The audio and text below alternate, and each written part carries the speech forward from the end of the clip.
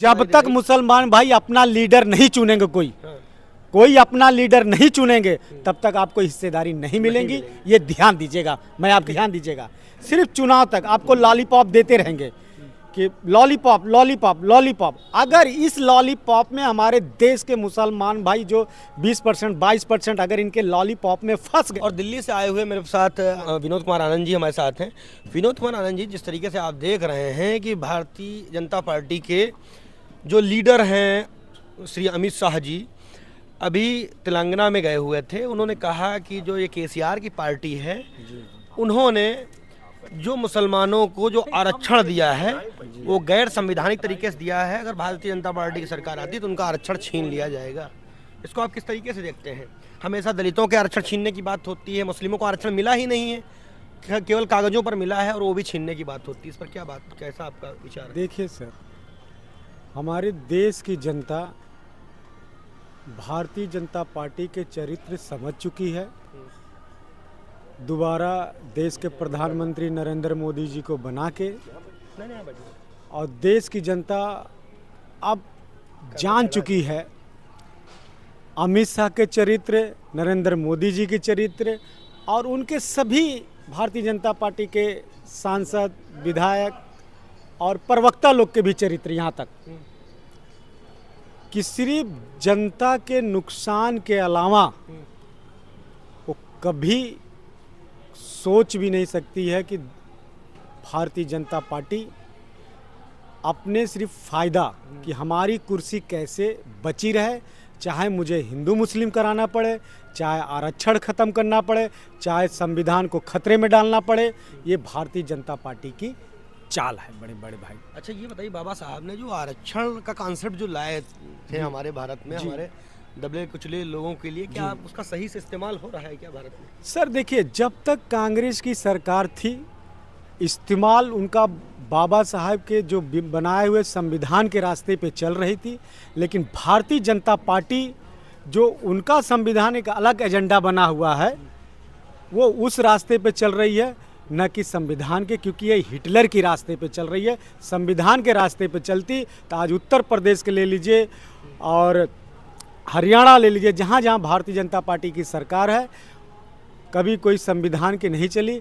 क्योंकि ईडी के छापा, सीबीआई के छापा, बुलडोजर की छापा, ये सब सिर्फ हिटलर की तरह, जो पहले हिटलर करता था वही गरीब मजदूर के भारतीय जनता पार्टी हिटलर की तरह काम कर रही है। कानून का राज नहीं है। कानून का राज नहीं है, सिर्फ भारतीय जनता पार्टी की राज है। अच्छा, आप उस मुद्दे पे आ जाइए जो मैंने सवाल किया जी, था। जी, आपने अपनी बात को रख लिया। जी जी कि जो अमित शाह जी ने जो कहा, जी जी क्या कहा कि अगर मेरी सरकार आई तो मुस्लिमों से आरक्षण छीन लिया जाएगा।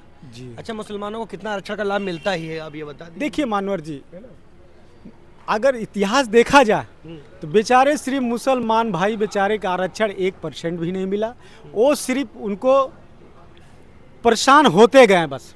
कोई भी सरकार आई हो, चाहे कांग्रेस हो चाहे भाजपा हो, उनको सिर्फ यूज किया गया है, उनको सिर्फ यूज कर रही हैं। तो मैं यही अपने मुसलमान भाई के, देश के मुसलमान भाई के जो भी हो, उनको अधिकार कब मिलेगा? अधिकार वही मैं आपका छीनने की बात हो रही है ना। हाँ, मैं आपकी पूरी बात सुनिए। अभी देखिए, उत्तर प्रदेश के सरकार बीजेपी की थी, अभी हलाल का मैटर लेके आ गए थे और हमारे अमित शाह जी आरक्षण के मैटर लेके आ गए। इसलिए अब हमारे देश के मुसलमान भाई और दलित भाई के सोचना चाहिए, अगर अपना आरक्षण बचाना है और आरक्षण लेना है तो कोई एक मुसलमान भाई, चाहे ओबीसी के साथ दें, चाहे राहुल भाई के साथ दें, चाहे हमारे डॉक्टर उत्तर प्रदेश में आयूब सिंह हैं उनका साथ दें, तभी आपका आरक्षण मिल सकता है और आपकी कोई रक्षा करने वाला होगा तो जो आपका भाई होगा वही कर सकता, दूसरा कोई नहीं कर सकता। काशीराम जी ने एक बात कही थी, जिसकी जितनी संख्या भारी उसकी उतनी हिस्सेदारी। और जब ये 24 का चुनाव हो या जो भी चुनाव आते हैं, उससे पहले हिस्सेदारी की बात चलती है। मगर हिस्सेदारी देता कोई नहीं। रंगनाथ मिश्रा कमीशन और सच्चर कमेटी, श्री राजेंद्र सच्चर साहब ने अपनी कमेटी बनाई थी, उसमें उन्होंने कहा था कि विकलांगों से भी गया गुजरा है जो है मुस्लिम जी।